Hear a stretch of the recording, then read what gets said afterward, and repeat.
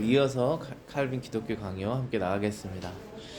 신자들은 여전히 죄인이다. 10번째 주제부터 나가겠습니다. 하나님의 자녀들은 중생을 통해서 죄의 결박에서 풀려난다. 그러나 육신에서 생겨나는 괴로움을 전혀 느끼지 않을 만큼 충분히 자유를 얻은 것은 아니다. 그들 속에는 계속 싸워야 할 여지가 남아 있어서 그로 인해 훈련을 받는다. 훈련을 받을 뿐 아니라 자기의 무력함을 더욱 깨닫게 된다. 중생한 사람 안에는 악을 유발시키는 불씨가 남아 있어서 거기에서부터 욕망이 끊임없이 튀어나와 죄를 짓도록 유혹하며 자극한다는 것이다. 지난주에 저희 회개에 관해서 우리 배웠을 때 회개는 결국은 거듭남이다 라는 결론으로 칼빈이 내렸었죠. 거듭남이라고 하는 것은 다시 태어난다는 것이고 성령 안에서 새로운 사람이 되었다는 것인데요. 그렇다고 해도 하나님의 자녀들이 죄의 결박에서 완전히 자유로운 것은 아니다 라고 성경은 말하고 있습니다.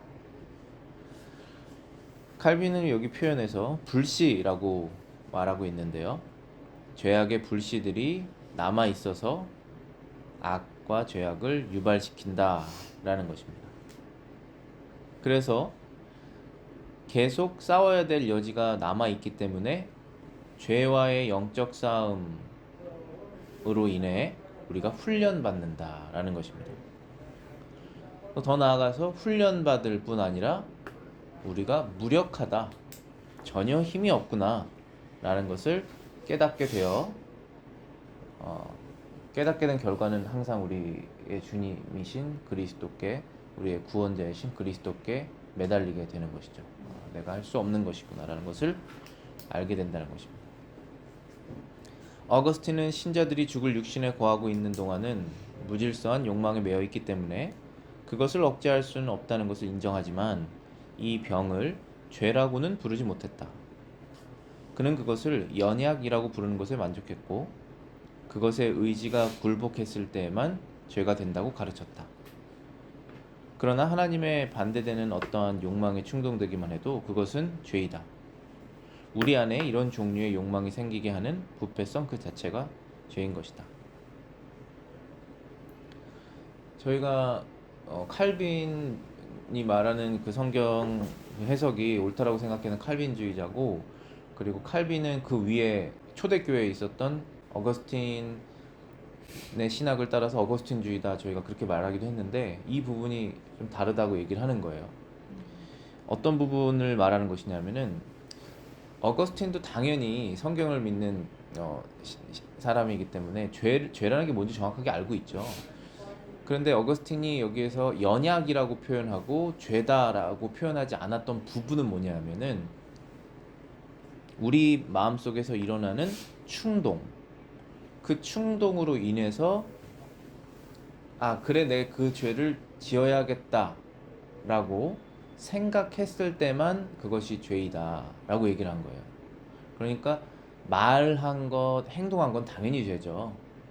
내가 누구를 미워하거나 아니면 싫어하거나 학원하거나 해서 입으로 뱉어버리든지 아니면 생각으로 행동으로 죄를 졌든 당연히 그거는 하나님 앞에 죄인 것이 너무나 당연한 것입니다. 그것을 말하는 것이 아니라 마음속에서 충동이 일어났을 때 그것을 누를 수 있죠. 우리가 이렇게 하면 안 되지, 이건 하나님께서 원하시는 거 아니야 라고 누르는 거 있습니다. 근데 누르지 못하고 그것이 더 이겨서 생각으로 죄를 지을 수 있죠. 그런데 여기에서 누르지 못하고 생각으로 죄를 지었을 땐 그것은 죄이지만 충동됐을 그 상태는 죄는 아니고 연약이다 라고 표현했다는 거예요. 그게 어거스틴의 해석이었어요.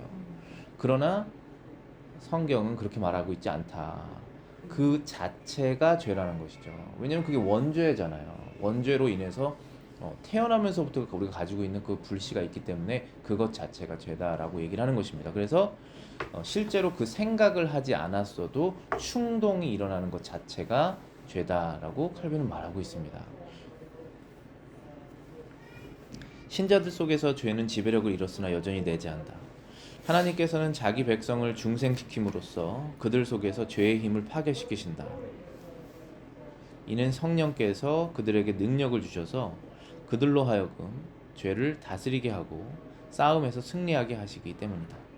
그러나 죄는 지배력을 잃을 뿐이지 그것이 신자들 안에 거하지 않는 것은 아니다. 하나님께서 하나님의 백성들을 거듭나게 하시면서 그들 안에 있는 죄의 힘을 파괴시킨다 했습니다. 성령께서 하나님의 백성들에게 능력을 주셔서 그들이 죄를 다스리게 하고 싸움에서 승리하게 하신다는 것입니다. 그런데 죄는 지배력을 잃을 뿐이지 신자들 안에 거하지 않는 것은 아니다. 죄와 그 죄의 불씨가 늘 존재합니다. 우리가 육신을 갖고 있는 한 썩을 육신이죠. 마지막에 이 육신을 우리가 바꿀 것입니다. 영광스러운 몸으로. 그때까지는 우리 안에 신자들 안에 죄가 거한다. 그러나 그러면 신자들도 육신에 있고 믿지 않는 사람도 육신에 있는데 다른 점이 뭐냐라는 것은 하나님의 백성들은 거듭 성령으로 다시 태어남을 당했기 때문에 성령이 있어서 죄의 지배력을 상실하게 할 수 있다라는 것입니다. 그것을 성령이 하신다는 것입니다. 우리가 하는 것이 아니라. 따라서 옛사람이 십자가에 못 박히고 죄의 법이 폐해졌으나 흔적은 남아있는 것이다.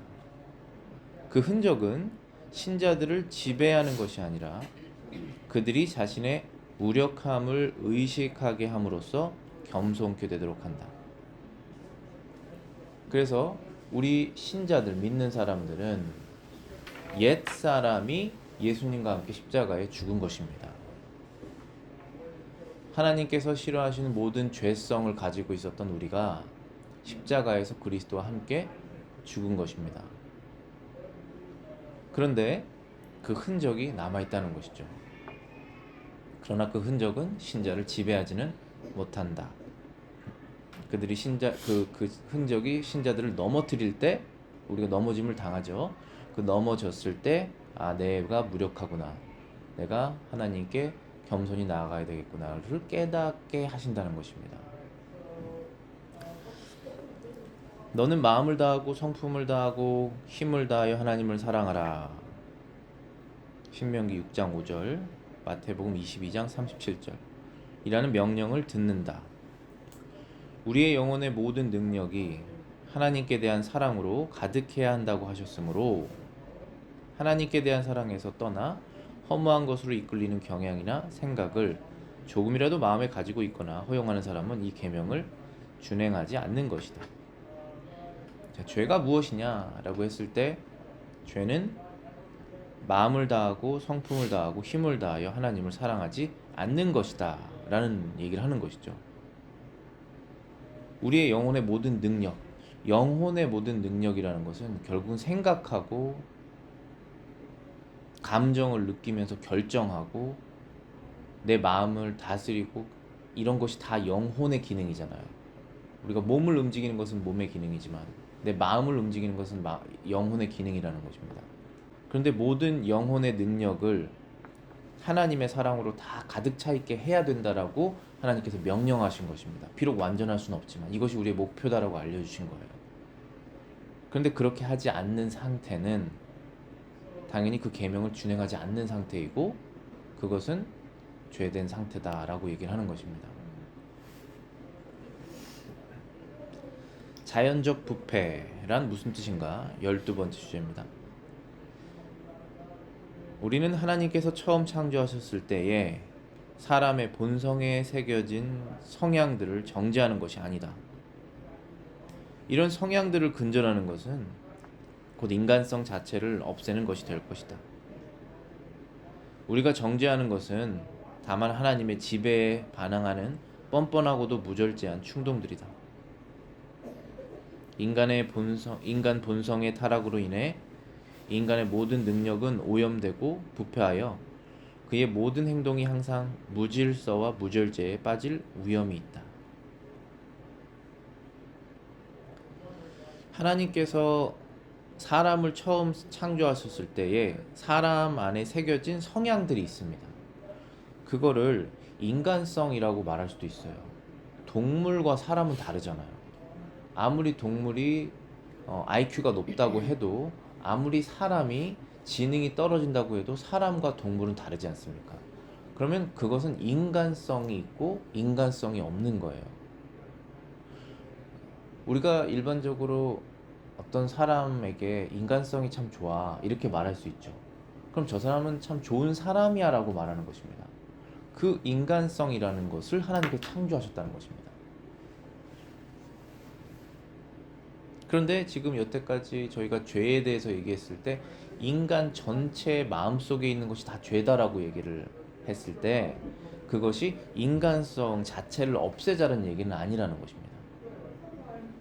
왜냐하면 인간으로서 존엄한 가치를 갖고 있기 때문에, 비록 그 죄로 인해서 모든 것이 무절제해지고 무질서해졌고 충동적이게 되었지만, 하나님의 뜻에 반대적인 성향을 갖고 있지만 인간으로서 가지고 있는 하나님께서 창조해 놓으신 것들이 남아 있다는 것이죠.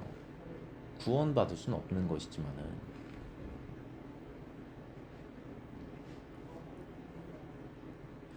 그래서 우리가 정죄하는 것은 다만 하나님의 지배에 반항하는 뻔뻔하고 무절제한 충동들을 정죄한다. 인간의 본성의 타락으로 원죄죠. 아담과 함께 모든 인간이 타락함으로 인해서 인간의 모든 능력은 오염되었고 부패하여서 그 모든 행동이 항상 무질서와 무질제에 빠질 위험이 있다는 것이다. 요약을 하면 인간의 모든 욕망은 사악하며 우리를 죄짓게 하는 것인데, 그것들이 자연적인 것 때문이 아니라 무질서한 것이기 때문이다. 이 두 가지를 구분한 이유는, 그것은 자연적이다라고 얘기하면 창조하셨을 때 하나님께서 만드신 그것을 우리가 비난하게 되는 것이죠. 그렇지 않죠. 하나님께서는 완전하게 창조하셨기 때문에 그것은 좋은 것이었습니다. 그런데 무질서하게 되었다는 것입니다. 그 다음 13번째 주제 보시면 신자들은 신자들의 죄인됨을 증언한 어거스틴. 어거스틴도 당연히 신자들의 죄를 말했습니다. 당연히 거듭난 그리스도인이기 때문에 이것은 부정할 수가 없죠. 죄의 법은 영적 중생에 의하여 용서함을 받지만 여전히 죽을 육신 안에 남아있다. 신자들은 욕망을 대항하여 싸우면서 자극하기 때문에 그것은 여전히 남아있다. 죄의 법이라는 것은 법을 따라야죠. 법이라는 것은 따라야 되는 것입니다. 근데 죄의 법이라는 것은 죄를 따를 수밖에 없는 거예요.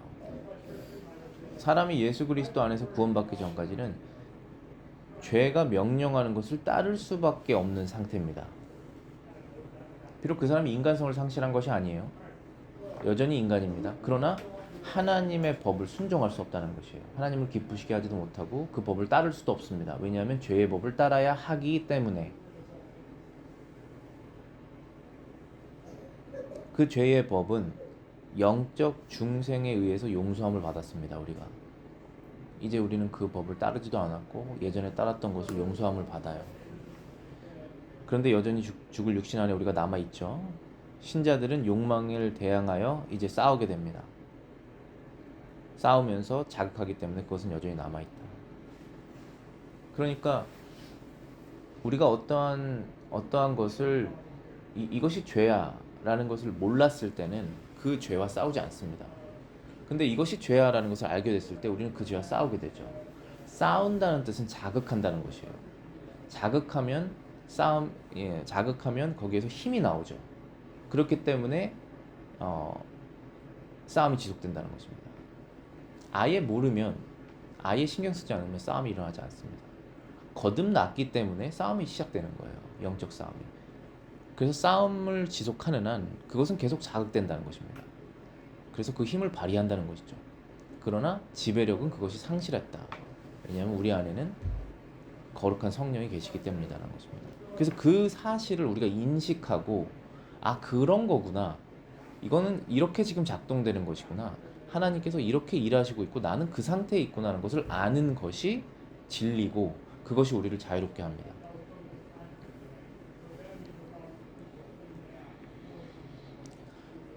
만약 여러분이 육신으로 죄의 법을 섬긴다면, 즉 쉽게 말하면 우리가 신자 되었는데 아직도 또 순간순간 무절제한, 무질서한 하나님의 법에 반대되는 것을 행한다면, 그 뜻이죠.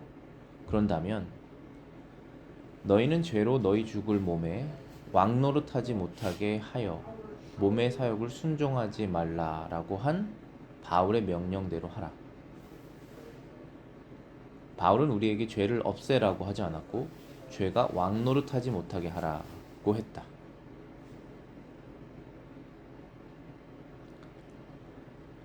너희는 너희 죄로 너희 죽을 몸에 왕노릇하지 못하게 하라, 여기죠. 그러니까 어디서 왕노릇하냐 하면은 내 몸에서 왕노릇한다는 것이죠. 그러니까 제가 생각하고 말하고 행동하는 것을 지배한다는 것이죠. 그게 왕이 하는 행동이잖아요. 그런데 죄가 그것을 한다는 것입니다. 예수 그리스도가 그것을 하셔야 되는데, 성령께서 그걸 하셔야 되는데, 하나님께서 나의 왕이 되셔야 되는데 죄가 왕이 되려고 한다는 것이죠. 근데 그렇게 하지 못하게 해라 라고 한 것입니다. 오직 신자만 이 말을 따를 수 있어요. 성령이 예수 그리스도가 주인이 되지 않은 사람은 이 명령을 따를 수가 없죠.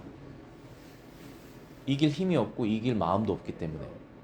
그런데 신자들은 다르죠. 이길 마음이 있는데 이길 힘이 없을 뿐입니다. 그것을 하나님께 의지해서 너희가 하는 것이 아니라 하나님께서 하시는 것이라는 것을 우리가 깨닫고 그것을 다시 수행하는 것이죠. 너희는 죄로 너희 죽을 몸에 왕노릇하지 못하게 하라.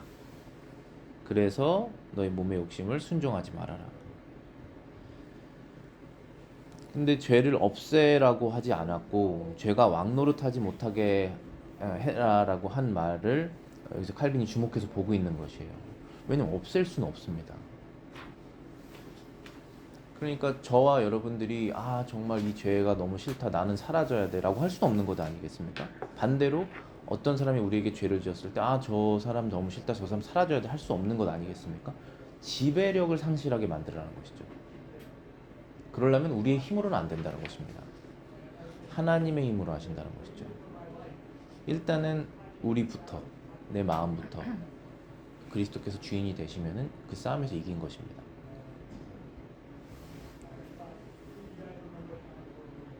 여러분이 살아있는 동안 죄는 여러분의 지체 속에 있다. 그것으로부터 주도권을 빼앗아라. 죄가 명령하는 것을 행하지 말라.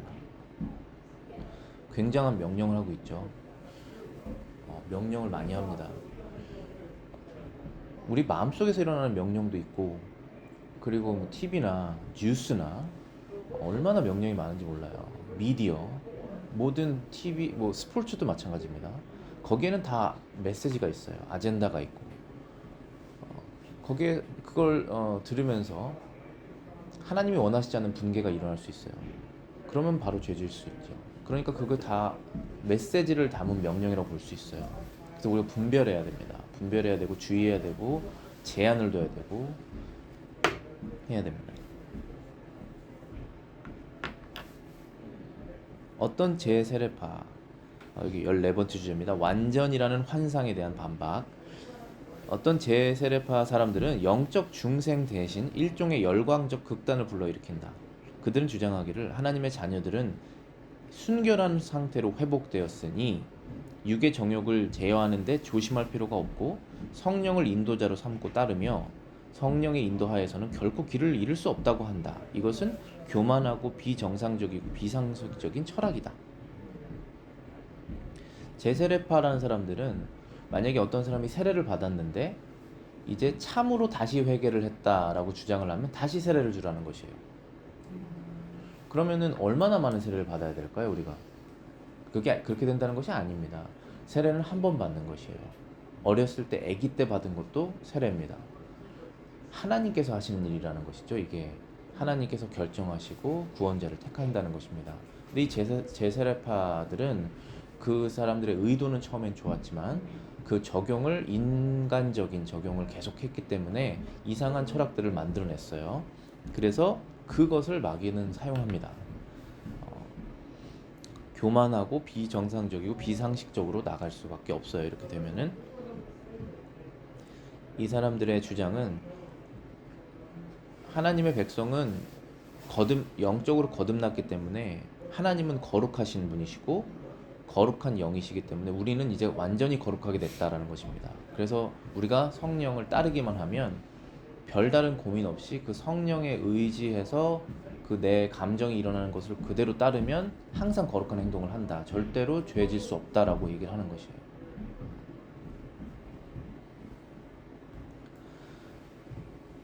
굉장히 영적으로 보이지만은 결국은 육으로 끝납니다. 이런 것들이 많은 이단들이 그렇고 많은 이단들이 왜 돈 문제, 음란 문제에 결국으로 빠지게 됩니까? 영적인 것을 보이지만 결국 육적인 것이거든요. 이게 성경이 말하는 성령은 선악을 향해 아무런 생각도 없이 무분별하게 돌진하는 경박한 영이 아니다.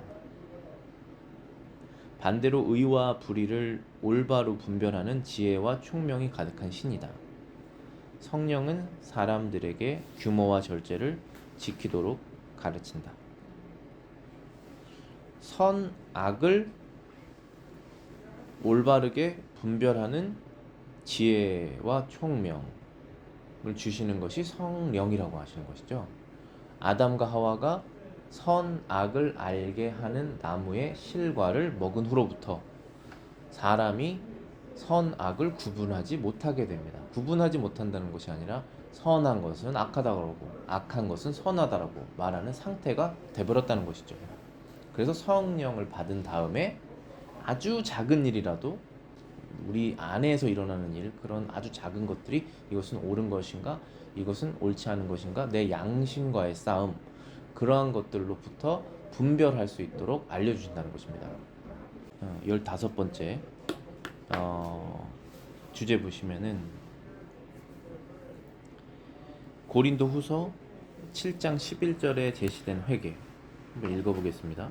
보라, 하나님의 뜻대로 하게 된 이 근심이 너희로 얼마나 간절하게 하며 얼마나 변증하게 하며 얼마나 분하게 하며 얼마나 두렵게 하며 얼마나 사모하게 하며 얼마나 열심 있게 하며 얼마나 벌하게 하였는가. 너희가 그 일에 대하여 일체 너희 자신의 깨끗함을 나타내었느니라. 여기에서 바울은 하나님의 뜻대로 하는 근심을 신자들이 하게 되면 그로부터 이러한 것들이 나온다라고 얘기를 하고 있는 것입니다. 여기에서 하나님의 뜻대로 하는 근심이라는 것은 결국은 우리가 하나님의 뜻을 알게 됐을 때 생겨나는 것이에요. 그 하나님의 뜻이라는 건 성경입니다. 아, 성경 말씀에 이렇게 나한테 말씀하셨구나 라는 걸 알게 되면서부터 우리 마음속에 여기에서 이제 근심이라는 표현을 썼는데 죄를 슬퍼하는 마음이 생겨난다는 것입니다. 그 죄를 슬퍼하는 마음이 생겨났을 때 일어나는 것이 있는데 그것이 7가지 단어로 나와 있어요. 첫 번째는 변증, 얼마나 분하게 하며 얼마나 두렵게 하며 얼마나 사모하게 하며 열심 있게 하며 벌하게 하는가, 이렇게 7가지로 말했습니다. 근데 그거 중에 몇 가지를 단어를 제가 설명을 한번 해볼게요. 변증이라고 하는 단어는 여기 영어에서는 clearing yourselves라고 되어 있어요. clearing이라는 것은 청소한다는 것이잖아요. 깨끗하게 한다는 것인데 of yourselves라고 그러면은 우리 자신을 깨끗하게 한다는 것입니다. 근데 이것은 우리의 양심을 깨끗하게 한다는 것이에요. 그래서 변증, 때로는 변명 이렇게 말할 수 있는데 그것이 나 하나님 이래서 죄 지을 수밖에 없었어요 라고 하는 게 아니에요. 그게 변명이 아니라 오히려 반대입니다. 내 양심을 완전하게 깨끗하게 해서 하나님께 나아가는 거예요. 그게 하나님의 뜻대로 하는 근심에서 일어나는 파생되는 열매라는 것이죠. 또 두 번째 단어는 분하게 한다. 분하게 한다는 것은 내가 하나님을 배반했다라고 하는 사실을 인정하면서 마음에서 일어나는 애통, 비난, 분노 등이에요. 그게 분한 것입니다. 두 번째는 갈망. 세 번째는 갈망. 이 갈망은 하나님께서 요구하시는 의무를 부지런히 이행하게 한다는 것입니다. 그리고 얼마나 벌하게 하였는가 하는 것은 우리 자신을 스스로 벌을 하는 상태라는 거예요. 마음에 엄격하며 자신의 죄를 예리하게 살핀다.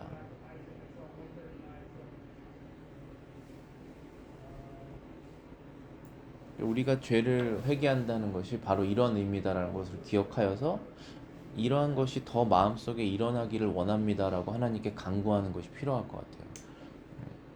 하나님의 뜻을 먼저 알고 그리고 그 안에서 슬픔이 생기며 그러면서 간절하게 하고 열심하게 하고 갈망하는 그런 것들이 마음속에서 생겨나는 것이 이제 회개다라는 것입니다.